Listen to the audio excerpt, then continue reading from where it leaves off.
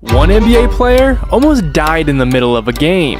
Another one sent his defender to the hospital. These are the craziest stories in NBA history.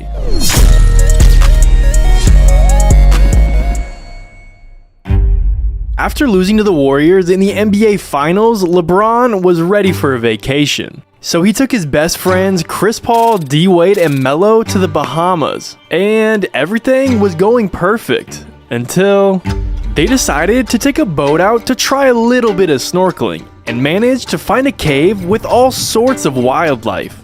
But once the group was finished and on the boat, they quickly realized Melo was missing. The current is taking me in the middle of the ocean, like opposite from the boat. He jumped off the boat into the water. He was bringing me back with one arm. He's swimming with the other arm, and he carrying me in one arm. So you're telling me LeBron has to carry his teammates and Carmelo?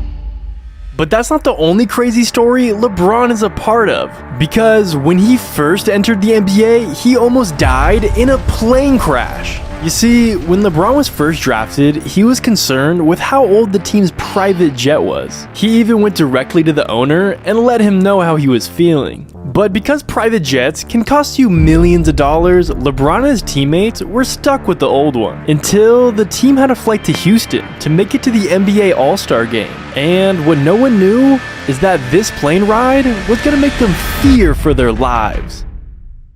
The second the plane was in the air, LeBron knew that something wasn't right. The lights started flickering on and off, and the plane had so much turbulence, it caused multiple people to throw up. It even left the flight attendant with a broken ankle. But the worst part was, LeBron and the rest of the passengers started seeing smoke coming from the kitchen. Imagine being 40,000 feet in the air and you see smoke coming from your plane. Luckily, everyone made it safe, and the Cavaliers owner was able to buy another jet. But LeBron's not the only player with a crazy story, because this next player almost had their career ended. It was just another day for Steph Curry, and he was on his way over to the Warriors practice facility. But it was a rainy day in San Francisco, and while Curry was driving on the freeway, another driver lost control. The driver smashed into Curry, but that's not even the worst part, because 10 minutes later, while Curry was waiting for the police to arrive, the same thing would happen again. Another car lost control and hit Steph for the second time. Luckily, Steph was uninjured, but we can't say the same thing for his black Porsche. I don't think he's driving that again. I mean, at least when the cops showed up, they got a pic with their favorite NBA player. However, that's not the only insane story Steph Curry's involved in. Because in the 2015 NBA Finals, he sent his defender to the hospital. The finals matchup was between the Cavs and the Warriors. And when Kyrie Irving went down with an injury, the Cavs desperately needed someone to step up. And that man was Matthew Dellavedova. He was given the impossible assignment to guard Steph Curry for the entire game. And he did just that. He was giving Steph Curry problems all night. But after game 3, something was different. After playing 38 minutes, when Matthew went back to the locker room, he couldn't control his body. First my quads both cramped, then my hammies, then my adductors. I couldn't move off the training table. The Cavs medical staff was aggressively rubbing ice all over Matthew's body, while at the same time putting IVs into his arms. The doctors were trying everything to avoid severe dehydration and a full body cramp. Once the doctors finally got his body under control, he was sent to the hospital, where he would stay overnight. Now, although Steph Curry sending you to the hospital is a crazy story, it's hard to be eating so much candy that it almost ends your NBA career.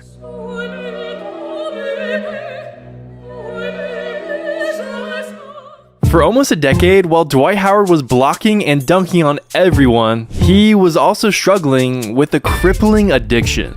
We get Tootsie Rolls, lollipops, Skittles, Starburst, Twix, Snickers, every candy you could think. It was like a gas station at my house. An addiction that caused him to eat 24 candy bars worth of sugar every single day. I'm talking Skittles, Starburst, Snickers, and his absolute favorite, Reese's Pieces. But that's not even the worst part. Because along with his candy addiction, he would also eat McDonald's before every single game. And he would get the same order every single time. 2 double cheeseburgers, a large fry, a strawberry milkshake, and a large Coke. That's enough to feed a family. But this diet led to major side effects. Dwight was then traded to the Lakers at 27 years old. And he didn't know it yet, but this trade would save his life. When he got to the Lakers, he started feeling tingling in his legs and fingers. This was when the Lakers nutritionist completely switched his diet and might have saved his life. I just have to know how he was able to play in the NBA with that diet. Now, having a diet almost end your NBA career is pretty bad. But have you ever forgotten to switch your Twitter account? No? Well, Kevin Durant did. After KD left the Thunder to join the Warriors, he became one of the most hated athletes on the planet. And while no one likes criticism, Kevin Durant couldn't take it any longer. So he would do what any of us would do and decide to make burner accounts, allowing him to say anything he wanted without anyone knowing it was him. But on September 17th, a tweet by Cole Cashwell would spark a response from the man himself. "Man, I respect the hell out of you, but give me one legitimate reason for leaving OKC other than getting a championship." Durant responded with, he didn't like the organization or playing for Billy Donovan. His roster wasn't that good. It was just him and Russ. But to make it even worse, Kevin doubled down and tweeted a second time. Imagine taking Russ off that team. See how bad they were? KD can't win a championship with those cats. Once Kevin realized, he quickly deleted the tweets, but the damage was already done. Everyone already saw. Now, you would think getting caught would make KD retire the burner accounts for good, but he said multiple times that he still has burners to this day. So be careful arguing basketball on Twitter, because you may be talking to the man himself. Now, at least Kevin Durant is only getting in trouble on Twitter, because KCP had to wear an ankle monitor during NBA games.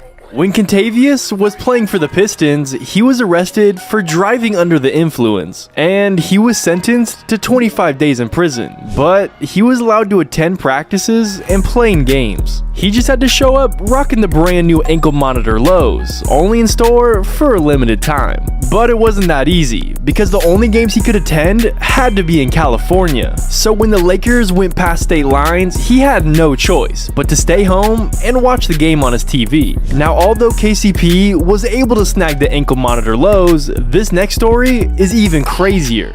Imagine going from a 9-to-5 job to playing in the NBA, because that's exactly what happened to Jonathan Simmons. After playing basketball for 4 years in college, it looked like his career was over. But that's when the San Antonio Spurs were hosting open tryouts. The only requirement was a $150 registration fee, and Simmons made the most of his opportunity. Not only making the Spurs G League team, but also making the Spurs' actual roster. For 2 years, he balled out and ended up signing a 3-year, $20 million deal with the Orlando Magic. Yeah, that's right, my man turned a $150 tryout into a $20 million contract. And when asked about his legendary story, he said he almost gave up on basketball. He was moving back home to get a 9-to-5 to support his 4 daughters. He said, "I was just gonna wing it." To talk about this next story, we have to go back to the 2008 NBA Finals. Celtics vs. Lakers, the greatest rivalry in NBA history. Game 1, the Lakers had a 2-point lead. Paul Pierce was guarding Kobe Bryant, and after he made a tough bucket, Pierce would fall to the floor, grabbing his knee. It seemed like time stopped. Everyone in the arena was holding their breath. And it got even worse when 3 of his teammates had to lift him up onto a wheelchair to be taken to the locker room. All the Celtics' hopes to win the finals were gone in an instant. But when all hope was lost, only 2 minutes later, Pierce was spotted jogging back to the bench. With a loud standing ovation from the crowd, Pierce was ready to go back into the game. The Celtics ended up winning this game, 98-88. And it left everyone with a million questions, but all that would be said was that Pierce had a sprained right knee. Until 11 years later, when the truth was finally exposed. Paul here, 11 years ago today, wheelchaired off the floor for reasons he will keep to himself. I have a confession to make. Whoa. I just had to go to a bathroom. A number one or I had to go to the bathroom. So hold on, you're telling me he faked an injury just to use the bathroom? I guess you gotta do what you gotta do, but I think the wheelchair was a little excessive. However, this next player's injury is anything but fake. It all started in the Tokyo Olympics, only 2 years ago, when the Australian national team was fighting for a gold medal. It was the start of the fourth quarter, and the coach was looking for Aaron Baines, their star center, to help them close the game. But no one knew where he was. Then, while checking the bathroom, a staff member found him unconscious on the floor. And after waking up, Baines was terrified. Not only was he struggling to stay awake, but he completely forgot how to walk. After getting him to the hospital, he underwent multiple scans, and the MRI would show he had internal bleeding that was putting pressure on his spine. For nearly 2 weeks, he focused on only trying to stand, and then he would work his way up to learning how to walk again. But even with all the good news, everyone was still confused. What happened to Aaron Baines? Well, just 3 days before they found him unconscious, he had a different accident. During halftime, he went up for a regular dunk, but instead of landing like he normally would, his hand slipped, and he fell on his back and neck.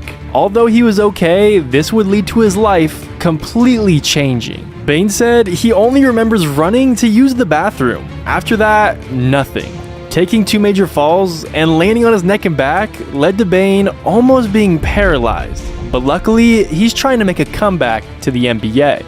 But the NBA is pretty strict. Don't believe me? Well, check out these accessories that are banned by the NBA. What it do? Sauce up on you too.